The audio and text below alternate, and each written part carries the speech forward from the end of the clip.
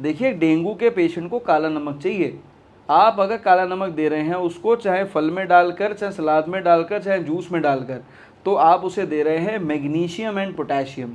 अब जो लोग कहते हैं बकरी का दूध ज़रूरी है, लेकिन कितनी मात्रा में? जब शरीर में इंटेस्टाइन में स्वेलिंग आ रही है या कोलाइटिस हो रही है, लिवर में स्वेलिंग आ रही है, तो बकरी का दूध कितना डाइजेस्ट कर सकते हैं आप? मुश्किल से मुश्किल 1 कप सुबह शाम। इससे ज़्यादा देने में फिर क्या है, फिर वो पेट गड़बड़ करने लग जाता है। हाँ। एक दवा बता रहा हूँ, उसका नाम है यूपेटोरियम पर्फ।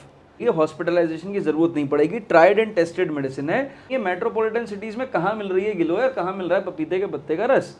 आप अगर ये 2 मदर टिंचर ले आओ, 10 बूंद दवा के हिसाब से दिन में 5 बार देने लग जाओ, आधा कप पानी में डाल के, विदिन 5 डेज आप अपने पेशेंट को रिकवर कर सकते हैं। जैसे ही डेंगू NS1 पॉजिटिव आपको रिपोर्ट में दिख गया, तभी के तभी।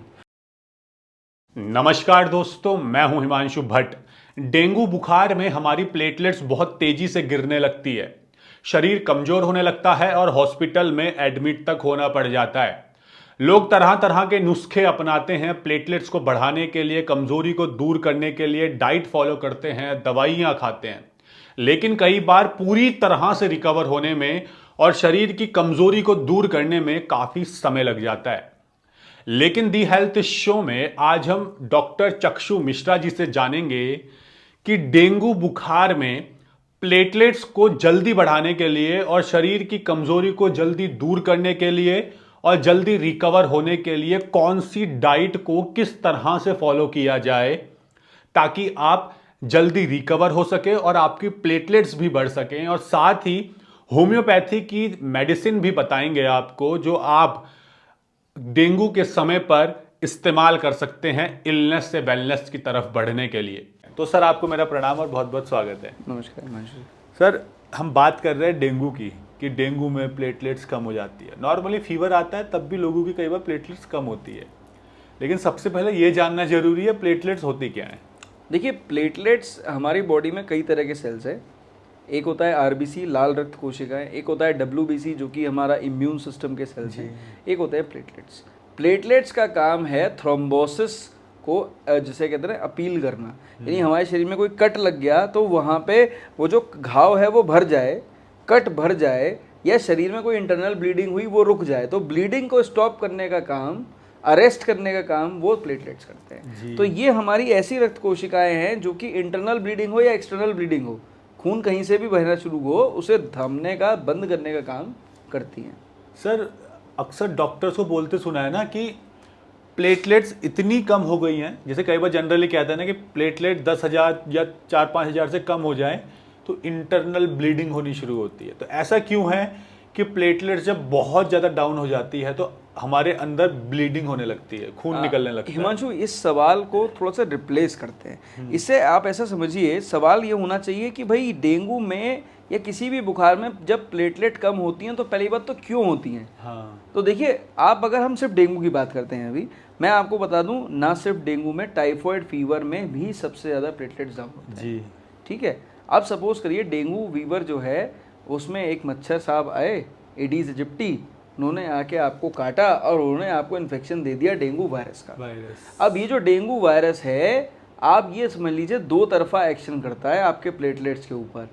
एक तो ये आपके ब्लड सेल्स को इन्फेक्ट करता है, और वो ब्लड सेल्स इन्फेक्ट होने के बाद बनती हैं एंटीबॉडीज़, और वो एंटीबॉडीज़ क्या करती हैं, प्लेटलेट्स को मारने लग जाती हैं। तो एक तो प्लेटलेट्स मरने लग गए, दूसरा वो जो इन्फेक्शन है वायरस का वो बोन मैरो तक पहुंचता है, और बोन मैरो में जो प्रोजेनिटर सेल्स होते हैं उनको अफेक्ट करता है। तो क्या है, प्लेटलेट का प्रोडक्शन रुक जाता है। तो एक तरफ तो बन नहीं रहे और दूसरी तरफ मर भी रहे हैं, तो प्लेटलेट काउंट तेजी से डाउन आता है। अब ये जरूरी है समझना कि ये नेचुरली अपने आप कितने दिन में बढ़ते हैं और कब मरने शुरू होते हैं। भाई सपोज करो आज मुझे मच्छर ने काटा, तो 3 दिन के अंदर डेंगू के सिम्टम आने शुरू हुए, 3 से 5 दिन के बीच में मेरे प्लेटलेट कम होने शुरू हुए, 8 दिन तक मेरे प्लेटलेट डाउन होते रहेंगे, और 8वें दिन के बाद से प्लेटलेट बढ़ने शुरू होंगे नेचुरली। तो आपको, आपके पास कितना समय है नेचुरली प्लेटलेट्स बढ़ाने का, वो है 3रे दिन से लेके 8वें दिन के बीच में, यानी लगभग 5 से 6 दिन का पीरियड है जिसमें आप नेचुरली सेल्स को बढ़ा सकते हो। अगर ज़्यादा कम हो रहे हैं तो मजबूरन आपको ट्रांसफ्यूजन कराना पड़ता है। 8वें दिन के बाद बॉडी की रोग प्रतिरोधक क्षमता यानी इम्यूनिटी अपने आप काम करेगी और प्लेटलेट्स अपने आप बढ़ने लग जाएंगे। तो देखिए, ध्यान से समझिए कि जो भी लोग इस वीडियो को देख रहे हैं, मैं बता दूं 70% लोग ऐसे हैं जिनके प्लेटलेट काउंट 50,000 तक पहुंचते हैं और उसके बाद ऑटोमेटिकली इंप्रूव होने लगते हैं। 70% के बाद 25% लोग वो हैं जिनके 30,000 तक पहुंचते हैं, थोड़ा सा कॉम्प्लिकेट करते हैं, थोड़ा सा ज़्यादा केयर करनी पड़ती है, हॉस्पिटलाइजेशन की ज़रूरत पड़ती है। आप अगर केवल डिहाइड्रेशन का ध्यान रखेंगे तो भी उनके प्लेटलेट्स इंप्रूव हो जाते हैं। लेकिन 5% सेल पेशेंट्स वो हैं जिनका 10,000 से नीचे पहुंच जाता है, तो वहाँ पर इमीडिएट जो है प्लेटलेट ट्रांसफ्यूजन की रिक्वायरमेंट पड़ती है। अच्छा, तो मतलब आपने ना प्रॉपर लिक्विड इनटेक जी, तो वो किस टाइप का लिक्विड इनटेक और कौन सा वाला लिक्विड इनटेक? देखिए, मैं आपको बता दूं हिमांशु जी, अब अगर प्लेटलेट काउंट बढ़ाने हैं तो आप चाहे पपीते का पत्ता ले, चाहे कीवी ले, या फिर आप जो है वो जो बकरी का दूध है वो ले लें। तीनों में से कुछ भी काम करें या ना करें, पहले रिहाइड्रेट करें बॉडी को। हाँ, पानी की कमी को पूरा करें। पानी की कमी को पूरा कर लीजिए, डिहाइड्रेशन से बचाइए, रिहाइड्रेशन करिए। कैसे करेंगे? पानी से करेंगे। अब पानी कौन सा चाहिए? जो ओरल रिहाइड्रेशन सॉल्यूशन यानी ORS, आम भाषा में बोले तो इलेक्ट्रॉल का पैकेट आता है। हाँ। 1 इलेक्ट्रॉल का पैकेट 1 लीटर पानी की बोतल में डालिए। आप मरीज को 3 लीटर इलेक्ट्रॉल डेली पिला दीजिए। अगर पेशेंट डायबिटिक नहीं है तो, उसे किडनी कंप्लेंट नहीं है तो, आप अगर 3 लीटर पानी पिलाने लग जाएंगे इलेक्ट्रॉल वाला, तो विदिन 72 आवर्स आपका मरीज उठ के खड़ा हो सकता है। अच्छा, फिर नारियल पानी। अब अगर आपको पता है ORS यानी इलेक्ट्रॉल के जैसा ही कॉम्पोजिशन आपका मदर अर्थ नेचर दे रही है नारियल के फॉर्म में।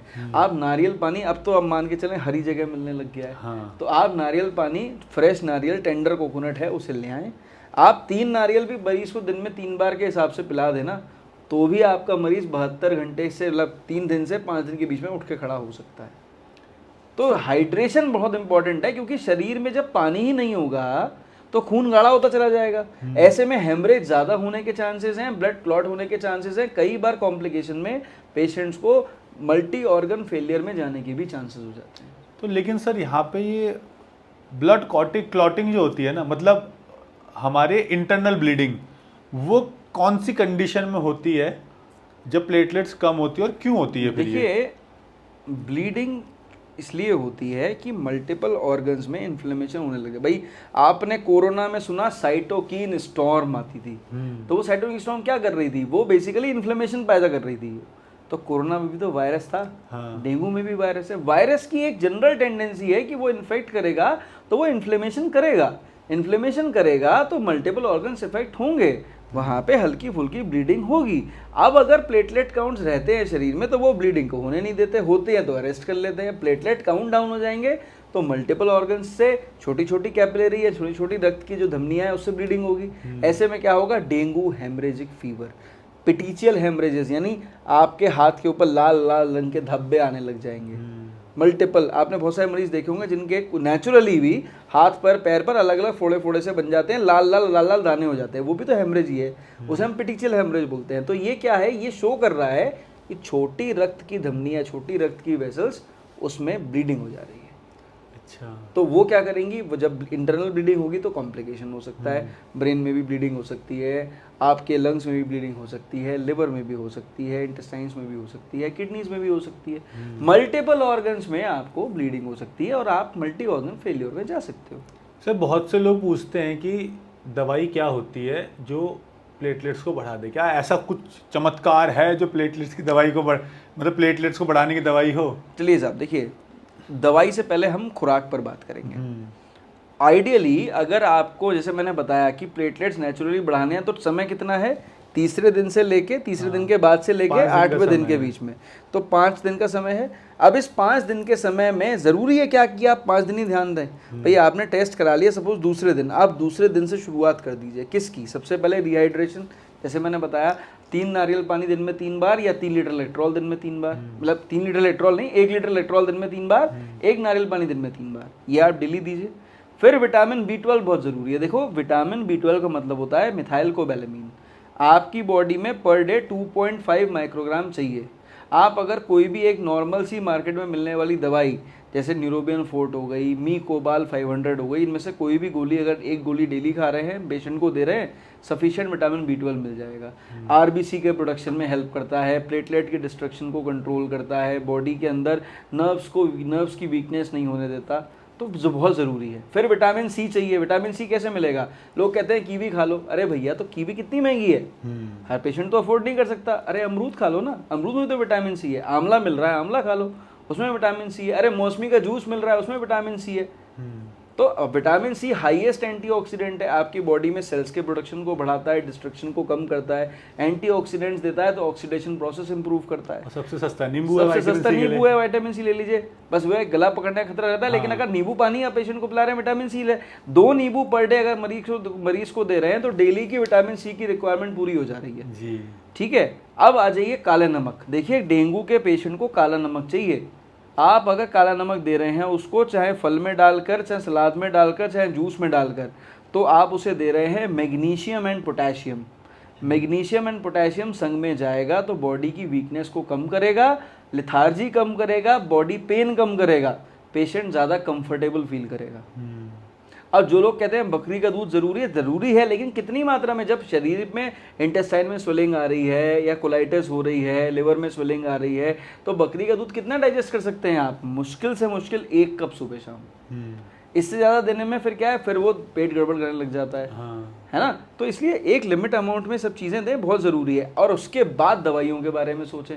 लोग कहते हैं पपीते के पत्ते का जूस दीजिए। अरे दीजिए, लेकिन भैया कितना दीजिए?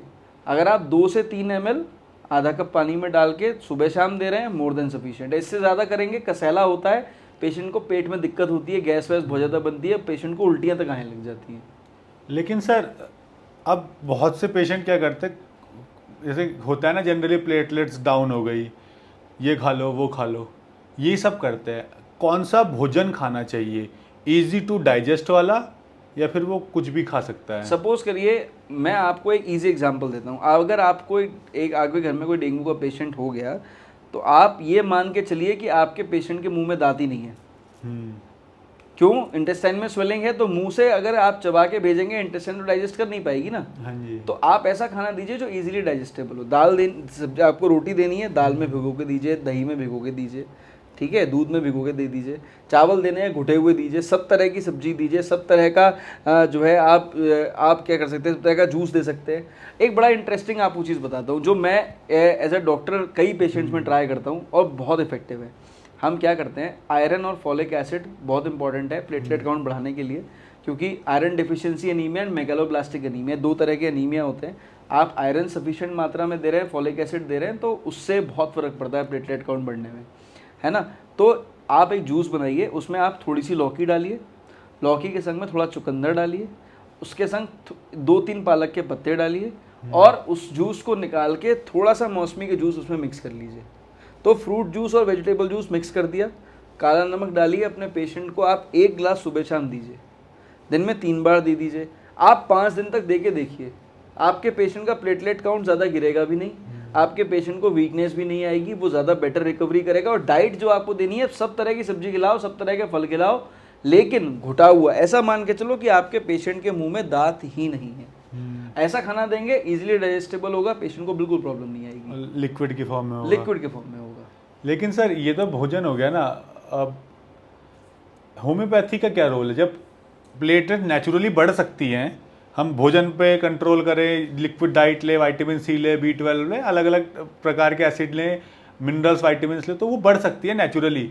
तो फिर यहाँ पे होम्योपैथी का क्या रोल है, और होम्योपैथी मेडिसिन कैसे फिर प्लेटलेट को बढ़ाने में मदद करती है? अब देखिए, बहुत सारे मॉडर्न मेडिसिन के डॉक्टर्स हम लोगों से कहते हैं कि बॉस, या तो प्लेसिबो साइंस कर रहे हो, हाँ, कोई रोल ही नहीं है होम्योपैथी का।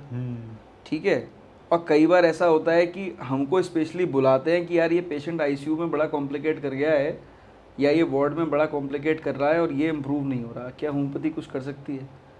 क्यों बुलाते हैं? इसलिए बुलाते हैं क्योंकि वो हार चुके हैं, वो कुछ ज़्यादा कर नहीं पा रहे। वो पेन किलर्स दे रहे हैं, फीवर उतारने की दवा दे रहे हैं, एंटीबायोटिक्स दे रहे हैं, एंटीवायरल दे रहे हैं, ब्लड ट्रांसफ्यूजन भी कर रहे हैं, प्लेटलेट ट्रांसफर, फिर भी इंप्रूव नहीं हो रहा। देखिए, कॉम्प्लिकेशंस में होम्योपैथी बड़ा बढ़िया काम करती है। आप पहली बात तो कॉम्प्लिकेशन में जाने ही क्यों दो। एक दवा बता रहा हूँ, उसका नाम है यूपेटोरियम पर्फ। आप 30 पोटेंसी में अगर डेंगू का सीज़न चालू हो, अपने घर में ला के रख लो। देखो, प्रिवेंटिव नहीं है, प्रिवेंटिव इसलिए नहीं है क्योंकि मच्छर काटने से डेंगू फीवर हो रहा है, हवा से आने वाला इन्फेक्शन नहीं है ये, तो प्रिवेंटिव नहीं है। पर अगर आपके घर के आसपास बच्चे को फीवर आना शुरू हो, बड़े को फीवर आना शुरू हो, आप आंख बंद करके यूपेटोरियम पर्फ 30 दिन में 3 बार देना शुरू करो, डे 1 से भी शुरू कर दोगे ना, तो आपका पेशेंट 5 दिन में रिकवर हो जाएगा। उसे 8वें 9वें दिन तक जाने की जरूरत नहीं पड़ेगी, हॉस्पिटलाइजेशन की जरूरत नहीं पड़ेगी। ट्राइड एंड टेस्टेड मेडिसिन है, हर होम्योपैथिक डॉक्टर दे सकता है और बहुत अच्छे रिजल्ट्स आते हैं। और इनफैक्ट गिलोय आपने सुना है आयुर्वेद में बहुत इस्तेमाल होती है, होम्योपैथी गिलोय और भी बेटर है, क्योंकि आप अल्कोहल में गिलोय को डाल के रखते हो तो सारे उसका एक्सट्रैक्ट और एल्कलॉइड्स ले लेते हो, है ना। और वो आप गिलोय अगर आप दे रहे हो, पपीते के पत्ते का रस मार्केट में भी अवेलेबल है, लेकिन आप अल्कोहल में डाल के निकाल रहे हो तो सारे एक्सट्रैक्ट्स निकाल दे रहे हो, वो ओरिजिनल प्योर मेडिसिन आ जा रही है। आप टीनोस्पोरा यानी गिलोय, कैरिका पपाया यानी पपीते के पत्ते का रस होम्योपैथी में उपलब्ध है। कुछ नहीं करना है, ढूंढना भी नहीं है मेट्रोपॉलिटन सिटीज में कहाँ मिल रही है गिलोय और कहाँ मिल रहा है पपीते के पत्ते का रस। आप अगर ये 2 मदर टिंचर ले आओ, 10 बूंद दवा के हिसाब से दिन में 5 बार देने लग जाओ, आधा कप पानी में डाल के, विदिन 5 डेज आप अपने पेशेंट को रिकवर कर सकते हैं। जैसे ही डेंगू NS1 पॉजिटिव आपको रिपोर्ट में दिख गया तभी के तभी। और कुछ समझ में नहीं आ रहा है तो डेंगमा सिरप करके एक कंपनी का सिरप आता है, डेंगमा आता है, एक्नेल आता है, डेंगू मार आता है, कई तरह के नाम से आते हैं। मैं किसी ब्रांड नेम पे फोकस नहीं करूंगा, लेकिन कई तरह के सिरप्स होम्योपैथी के मौजूद है, सब दवाइयाँ मौजूद है। आप ट्रस्ट करके एक अच्छे ब्रांड का ले लो ना सिरप, और उसे भी दिन में 5 बार देने लग जाओ तो भी आपका पेशेंट 5 दिन में रिकवर हो जाता है। ट्राइड एंड टेस्टेड है, ना सिर्फ एज अ होम्योपैथिक डॉक्टर मैं, मेरे जैसे कितने डॉक्टर्स ने दिया है, और जिसने ट्रस्ट करा है वो विदिन 5 डेज पेशेंट रिकवर हुआ है। ये एग्जैक्ट क्लेम है, मैं ऑन कैमरा ये क्लेम कर रहा हूँ। डे 1 पे जिस दिन आपको NS1 पॉजिटिव आ जाए, आप होम्योपैथिक डॉक्टर पर ट्रस्ट तो करके देखो। जो मैंने बातें इस वीडियो में पहले बताई हैं, rehydration, vitamin B12, C, folic acid, magnesium, potassium, iron, सबका ध्यान रखो, डाइट का ध्यान रखो, सिर्फ ये दवाई दो, आपको 100% इंप्रूवमेंट दिखाई देगा अर्ली रिकवरी के साथ। सर मैं चाहूँगा आप एक बार इन दवाइयों का नाम फिर से रिपीट करें, ताकि जिनको थोड़ी समझने में दिक्कत रही हो वो फिर से इसको एक बार देख सके कि हाँ ये दवाई है। पहली दवा का नाम है यूपेटोरियम पर्फ, 30 पोटेंसी में लाएंगे। जिस दिन NS1 पॉजिटिव आ जाए रिपोर्ट में, उस दिन से शुरू करेंगे। या फिर अगर घर के आसपास डेंगू के मच्छर घूम रहे हों या डेंगू फीवर हो रहा हो, घर में किसी को बुखार आ जाए, उसी दिन से शुरू कर दें। दिन में 3 बार के हिसाब से दें, 5 बूंद दवा 2 चम्मच पानी में डाल के तब तक दें जब तक पेशेंट रिकवर ना हो जाए, कंप्लीटली सही रहेगा। इसके अलावा 2 दवाई हैं, टीनोस्पोरा यानी गिलोय का मदर टिंचर और कैरिका पपाया पपीते के पत्ते का मदर टिंचर। जो लोग ऐसी जगह पे रह रहे हैं जहाँ पे आपको गिलोय या फिर पपीते के पत्ते को लेना ही मुश्किल है, मिलना ही मुश्किल है, वो मदर टिंचर्स खरीद लाएं। 10 बूंद दवा के हिसाब से दिन में 3 बार दें, आधा कप पानी में डाल के लें, आपके पेशेंट की रिकवरी होने लग जाएगी। सर आपने 30 पोटेंसी कहा, ये 30 पोटेंसी क्या होती है? देखिए जैसे mg आती है, माइक्रोग्राम आती है एलोपैथी में, है ना, आयुर्वेद में दवाई क्वाथ के फॉर्म में आती है, भस्म के फॉर्म में आती है, उसी तरह होम्योपैथी में अलग अलग पोटेंसीज होती हैं। 30 पोटेंसी आप, मैं ये नहीं कहूँगा बहुत लो पोटेंसी है, सबसे लो पोटेंसी होती है मदर टिंचर, उसके ऊपर 6 पोटेंसी, फिर 30 पोटेंसी, यानी तीसरे पायदान की दवा मान के चलें। उसके ऊपर 200 आती है, 1m, 10m, cm, 50m, सब अलग अलग हाई लेवल की पोटेंसीज होती हैं। तो 30 पोटेंसी एक एवरेज पोटेंसी है, हर कोई कभी भी इस्तेमाल कर सकता है, कितनी भी बार रिपीट कर सकता है, लेकिन एक समय है कि 7 दिन तक मैक्सिमम बिना डॉक्टरी परामर्श के। सर आपने विटामिन B12 की बात की थी, और आजकल जिन भी विटामिन की डेफिशिएंसी हो रही है उनमें सबसे कॉमन है विटामिन B12, और सब ज़्यादातर लोगों में देखी जाती है इसकी डेफिशिएंसी। अब बहुत से लोग कहते हैं कि डेयरी प्रोडक्ट्स में ज़्यादा मिलता है, कोई कहता है नॉनवेज फूड में ज़्यादा मिलता है, अब कोई कहता है वेजिटेरियन ये चीज़ें खाओ। ठीक है, ये डाइट तो अलग है, हम नेचुरल ले सकते हैं। क्या विटामिन B12 की डेफिशिएंसी को पूरा करने के लिए होम्योपैथी में भी कोई मेडिसिन है? देखिए विटामिन की कमी को पूरी करने के लिए किसी दवाई की रिक्वायरमेंट नहीं है, आपको सप्लीमेंट चाहिए या आपको डाइट चाहिए। अब देखिए vitamin B12 normally non vegetarians को ज़्यादा मिलता है, लेकिन वो चिकन, मीट, एग जो है, एग बॉइल्ड फॉर्म में, और चिकन या मीट जो भी ले रहे हैं वो रोस्टेड फॉर्म में। आप ग्रेवी के फॉर्म में लोगे तो आपको भी नहीं मिलेगा। वेजिटेरियंस के लिए किस में है? केवल मट्ठे के अंदर। आप अगर 2 ग्लास मट्ठा पी रहे हो तो आप किसी पे ट्रस्ट मत करो, FDA की वेबसाइट है, आप वहाँ पर जाके सर्च कर लो कि बटर मिल्क में कितना % विटामिन B12 होता है। आपकी पर डे की जो रिक्वायरमेंट है वो 2 ग्लास मट्ठे से पूरी हो सकती है। सबसे इजी तरीका ये है। बाकी तो सब्जी से ले लें, दूध से ले लें, पर दूध एब्जॉर्ब बहुत सारे लोगों को नहीं होता है। मट्ठा तो वैसे हेल्थ के लिए बहुत अच्छा होता है। तो आप 2 ग्लास मट्ठा भी ले रहे हैं तो आप B12 की कमी को पूरी तरह से पूरा कर ले रहे हैं। तो धन्यवाद सर आपका बहुत बहुत कि आपने नेचुरल तरीका बताया और होम्योपैथी की दवाई बताई प्लेटलेट्स को बढ़ाने में जो मदद कर सकती है। तो मैं आशा करता हूँ इस वीडियो को देखने के बाद आप प्लेटलेट्स कम होने का कारण, प्लेटलेट्स क्या काम आती है, उसके बारे में सब कुछ जान चुके होंगे और इस वीडियो को देखने के बाद इन सारी चीज़ों को आप इम्प्लीमेंट करेंगे जिस हिसाब से सर ने बताया और इससे लाभान्वित भी होंगे। लेकिन फिर भी अगर आपको कोई हेल्थ इशू है या आपको ऐसा लगता है कि आपकी कोई प्रॉब्लम है या फिर भी किसी और बीमारी के बारे में आप जानना चाहते हैं तो आप ज़रूर हमें बताइए कमेंट सेक्शन में। मैं सर के माध्यम से कोशिश करूंगा बताने की या अलग अलग डॉक्टर्स के माध्यम से कि कैसे आप इस बीमारी से नेचुरली निजात पा सकते हैं और आयुर्वेद में और होम्योपैथ में इसका क्या ट्रीटमेंट है, कौन सी दवाइयाँ होती हैं, किस तरह से वो दवाइयाँ काम करती हैं ताकि आपको अपने शरीर को स्वस्थ रखने में मदद मिल सके। धन्यवाद सर। Thank you.